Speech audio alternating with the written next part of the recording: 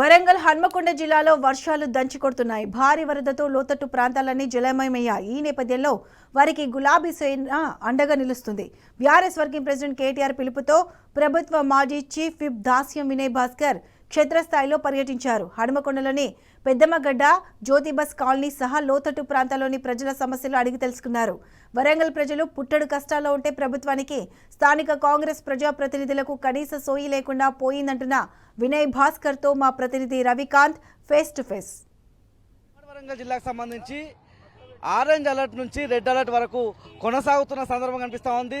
వరంగల్, హన్మకొండ జిల్లా కేంద్రాలకు సంబంధించి భారీ వర్షాలు నమోదవుతున్న సందర్భం కూడా కనిపిస్తూ ఉంది. ప్రధానంగా నయీం నగర్ నాలాకు సంబంధించి ఇక్కడ రిటైనింగ్ వాల్, అప్పుడున్నటువంటి బీఆర్ఎస్ ప్రభుత్వంలో ఇప్పుడు మనం చూస్తున్నటువంటి రిటైనింగ్ వాల్ కట్టడం ద్వారా పూర్తిగా ఎంత వరద వచ్చినా కూడా నగరం ముంపు బారిన పడకుండా రక్షించే విధంగా ఇక్కడ ఉన్నటువంటి ప్రాంతానికి సంబంధించి ఆ రోజు ప్రణాళికలు కొనసాగే సందర్భం ఇది.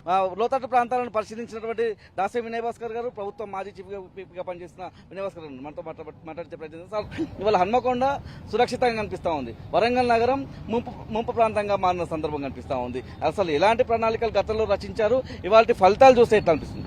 వాస్తవంగా మనం చూసినట్టయితే తెలంగాణ రాష్ట్రం ఏర్పడిన తర్వాత ఈ 10 ఏళ్ల కాలంలో ఒక్కసారి 2020లో ఆగస్టులో భారీ వర్షాలు కురిసినాయి. ఆ సందర్భంగా హన్మకొండలో ఉన్నటువంటి అనేక లోతట్టు ప్రాంతం, సమ్మయ్య నగర్ అనుకోండి, టీవీ టవర్ కాలనీ అనుకోండి, శ్యామల దుర్గదాస్ నగర్ అనుకోండి, ఈ తీరుగా చూసినట్టయితే అనేక లోతట్టు ప్రాంతాలలో దీన్ దయాళ్ నగర్ కానీ, ప్రగతి నగర్, ఇవన్నీ కూడా లోతట్టు ప్రాంతాల్లో కాబట్టి ఆ వర్షపాతానికి అంతా కూడా మరి బాగా వరదల ముప్పుకు గురైంది.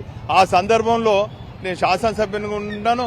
మరి కేటీఆర్ గారు మున్సిపల్ శాఖ మంత్రి గారు ఉండే, మరి కేసీఆర్ గారి దృష్టికి తీసుకపోతే వెంటనే క్షేత్రస్థాయిని పరిశీలించాలని చెప్పి కేటీఆర్ గారు మున్సిపల్ శాఖ మంత్రిగా మరి ఇక్కడికి వచ్చి ఇవన్నీ కూడా పర్యవేక్షించి, ఒక రోజంతా కూడా పర్యవేక్షించి కలెక్టర్ ఆఫీసులో రివ్యూ పెట్టి మరి 250 కోట్లు మరి ఈ నాలాలు అంటే భద్రకాళి చెరువు నుంచి, 12 మోరీల చెరువు నుంచి మరి చివరి వరకు ఒడ్డపల్లి చెరువు వరకు కూడా ఉన్నటువంటి ఈ నాలాలంతా కూడా పునరుద్ధరణ కోసం జరిగినటువంటి రివిట్మెంట్ కోసం 250 కోట్లు మరి మంజూరు చేయడం జరిగింది. అయినప్పటికీ కూడా ఇప్పుడు కురిసినటువంటి వానల కారణంగా మట్టికి కూడా తీయలేని నిస్సాయ స్థితిలో ఈ నగర కార్పొరేషన్ ఉన్నది.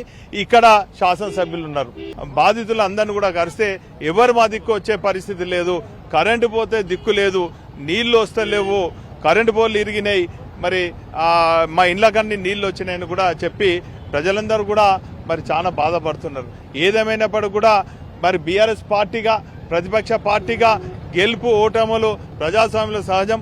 ఏదేమైనప్పటికీ కూడా ప్రజా జీవితాన్ని ఎన్నుకున్నాం కాబట్టి కష్టాలలో ప్రజల మధ్యలో ఉండాలని చెప్పి ఈరోజు నగరంలో, వరంగల్ వెస్ట్ నియోజకవర్గంలో అనేక ప్రాంతాలలో ప్రజలు ఇబ్బంది పడుతుంటే మరి ఈరోజు అన్ని కూడా మా బీఆర్ఎస్ పార్టీ కార్పొరేటర్లు కానీ మా నాయకులతో అంతా కూడా పర్యవేక్షించడం జరిగింది.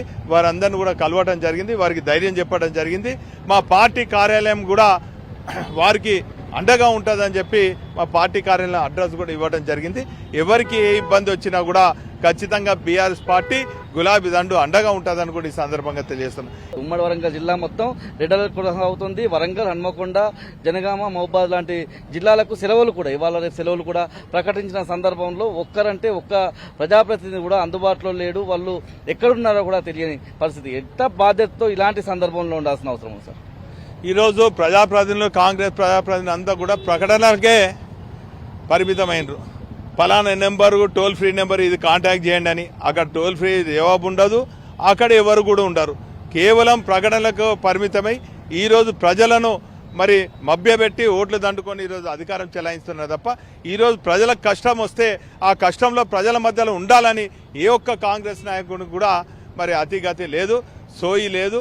ఈరోజు మళ్ళొక్కసారి ఈ ప్రజల కష్టాలలో బీఆర్ఎస్ పార్టీ శ్రేణులే మేము అండగా ఉన్నామని సందర్భంగా ముఖ్యంగా ఇవాళ రేపు కూడా భారీ వర్షాలు కురుస్తాయని వాతావరణ శాఖ సూచిస్తుంది. మీరు అధికారులకు అటువైపు కావచ్చు, లేకపోతే ప్రజలను కూడా ఎట్లాంటి అప్రమత్తం చేస్తారు?